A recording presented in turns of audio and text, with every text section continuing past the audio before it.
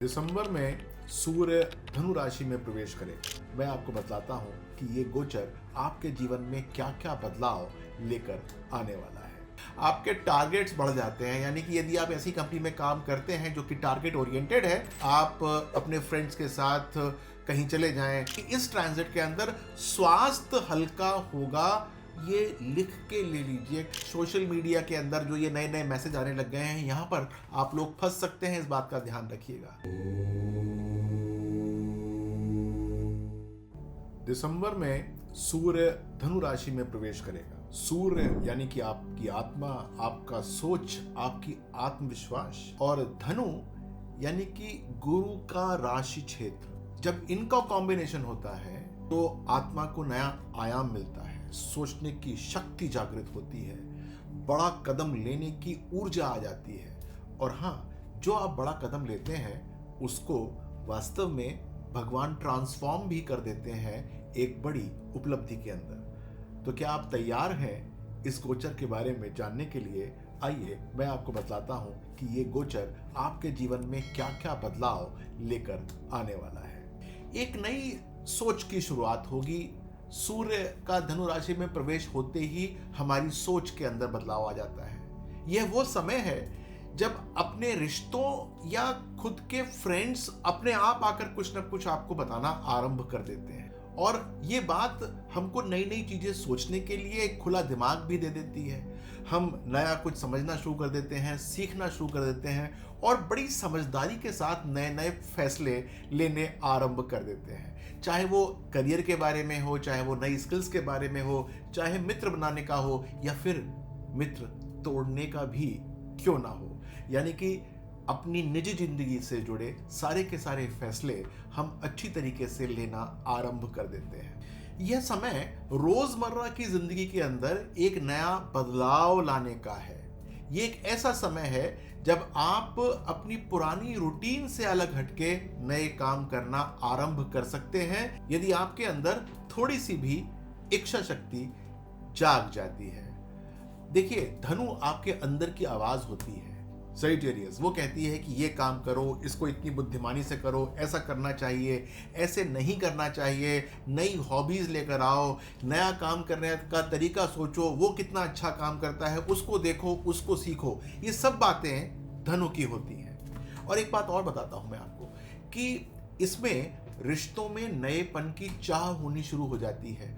आप दूसरे से काफी डिजायरस हो जाते हो कि इसको ऐसा करना चाहिए, वैसा करना चाहिए। हाँ, आप भी एक नई तरीके से काम करना आरंभ करते हो, लेकिन आपकी जो डिजायर्स हैं दूसरे से वो काफी सारी बढ़ जाती हैं। तो इसके अंदर हो सकता है कि आपकी डिजायर्स कुछ ऐसी हो जाएं जो कि दूसरे व्यक्ति की ऐसी कैपेबिलिटी ना हो। तो यहाँ पर थोड़ा सा सोचना बहुत ज़रूरी होता है कि आप उसकी कैपेबिलिटी से ज़्यादा तो डिज़ायर नहीं रख रहे।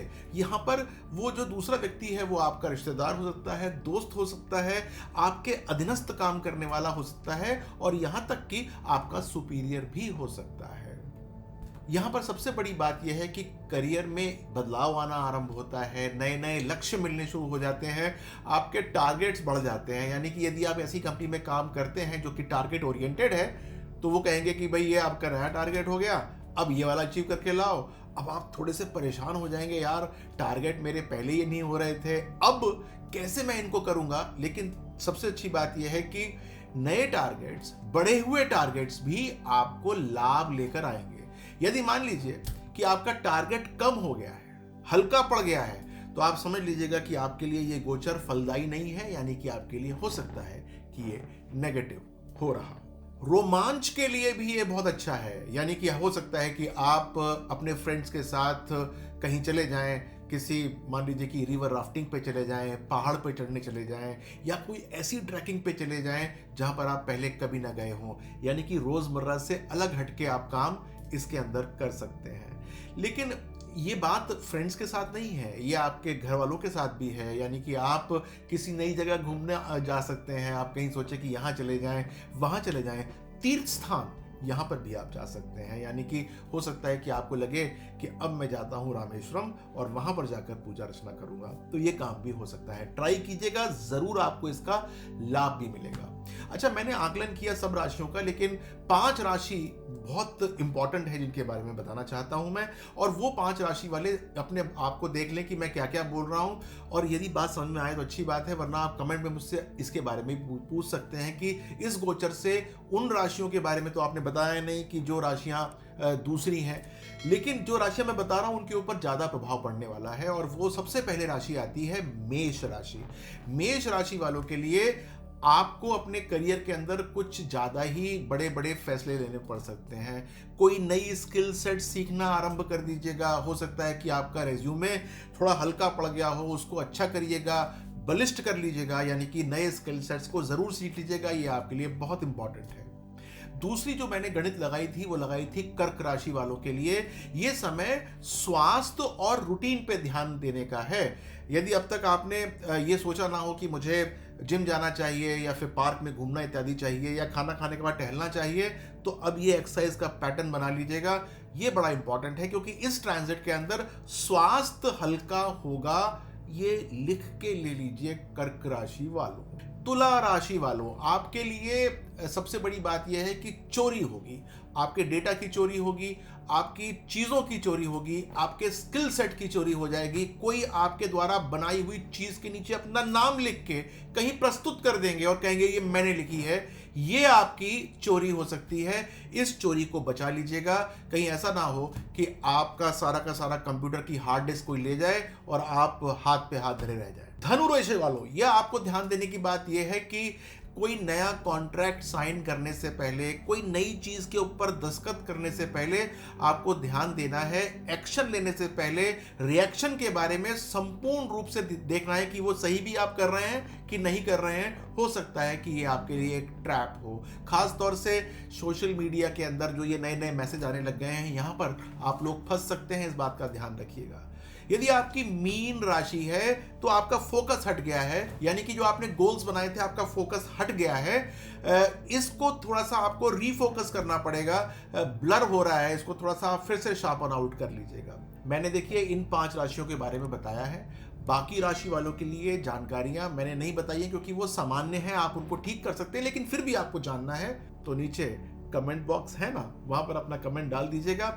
मैं निश्चित तौर से आपके बारे में बताऊंगा कि आप क्या कर सकते हैं। और दूसरी बात एक और है कि मैं आजकल उपहार दे रहा हूं कि आपकी डेट ऑफ बर्थ के हिसाब से इस ट्रांजिट के बारे में आप क्या जानना चाहते हैं वो बताऊंगा।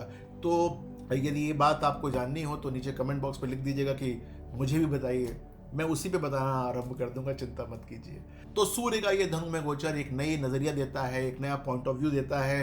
अंदर से आवाज आनी शुरू हो जाती है कि ये देखो वो देखो, आप चीज़ों को एक्सप्लोर करना आरंभ कर देते हो। तो ये समय जो है वो खुलकर जीने का है, अपने सपनों को सच करने का है। देखिए, आपने यदि मेरा चैनल अब तक सब्सक्राइब ना किया हो तो कर लीजिएगा। ये बात आपको कैसी लगी? मुझे लगता है कि अच्छी लगी होगी। आप यदि आप यहाँ तक पहुँचे हैं तो औरों को भी आप क्यों वंचित करते हैं? थोड़ा शेयर कर दीजिएगा, लाइक कर दीजिएगा, इससे मेरा साहस बढ़ जाता है। और हाँ, रोज़ मैं एक नई वीडियो डालने की चेष्टा करता हूँ। तो आपको कौन सी चाहिए, क्या चाहिए, किस विषय में जानना चाहते हैं, उसके बारे में भी आप कमेंट कर दीजिएगा। तो मैं उस विषय के अंदर भी वीडियो बनाने का कोशिश करूंगा। अपना ध्यान रखिएगा। नमस्कार।